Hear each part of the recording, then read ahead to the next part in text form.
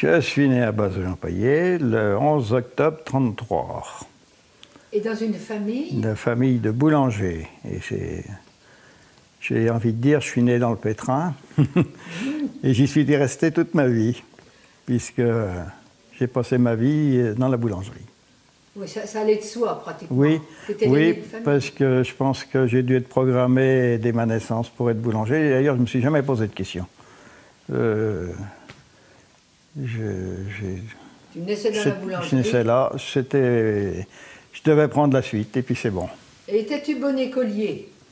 Oh, moyen.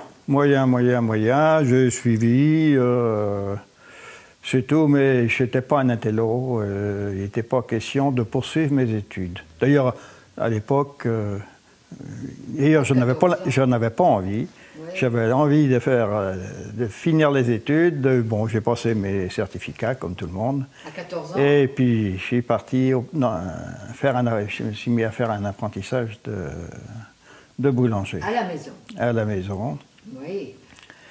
Et voilà. Ce qui était logique. Oui, 3 ans de boulangerie, d'apprentissage avec CAP, brevet de maîtrise, et puis après, bon, ouvrier, et puis... Tu as travaillé après un petit peu ailleurs? Oui, j'ai travaillé à côté de la Hardelais, je ne me souviens plus du nom du boulanger d'ailleurs, et puis après à Nantes aussi, enfin...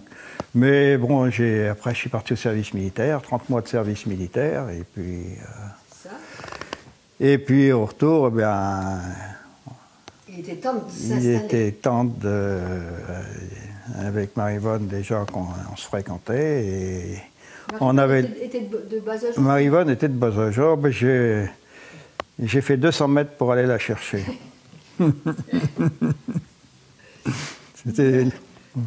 Donc là, tu avais ce qu'il faut pour t'installer à Bazos chez ton père. Est-ce que déjà vous faisiez de la brioche? Non, on faisait de la brioche à Bazos quand j'étais apprenti au début. On faisait de la brioche, même pas une fois par semaine, mais surtout à Pâques. Alors à Pâques, c'était toutes les familles avaient leur brioche, et des très grosses brioches. Alors à Pâques, c'était très grosse quantité de brioche. Par contre, la boulangerie, c'était le pain, le gros pain. Oui. La pâtisserie, c'était la brioche. Oui, voilà. Pour des événements, il y avait des savoirs qu'on faisait aussi. Ah oui, des savoirs. Des savoirs. Mais enfin, bon, c'était tout. C'était tout. Et alors, là, à Beaurepaire, du coup, ça a dû changer. Ben oui, parce que, bon, après à Bazos, après mon passage à Bazos, apprenti, ouvrier, apprenti CAP, brevet de maîtrise, ouvrier. Et puis après, le service militaire, 30 mois de service militaire. Et puis au retour, bon, C'était à la période de l'Algérie, mais... C'était à la période de l'Algérie, mais j'ai fait partie d'un contingent qui n'est pas parti. Oui. Donc, non, je ne suis pas parti en Algérie. Enfin, j'ai fait 30 mois. Et au retour, bon, comme avec Marie-Vonne, on voulait se marier.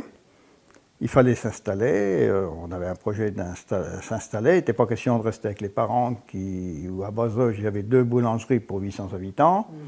Et il y avait à Beaurepaire 2 boulangeries aussi pour 1200 habitants. Mais il y avait une boulangerie à vendre, là, à côté, pour pas très cher, parce qu'elle n'était pas en trop bonne position.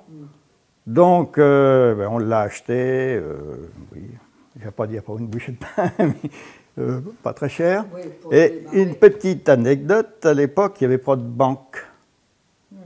Et pour emprunter de l'argent, eh bien, c'est un agriculteur de Beaurepaire qui nous a prêté une certaine somme, mais sans papier, sur parole.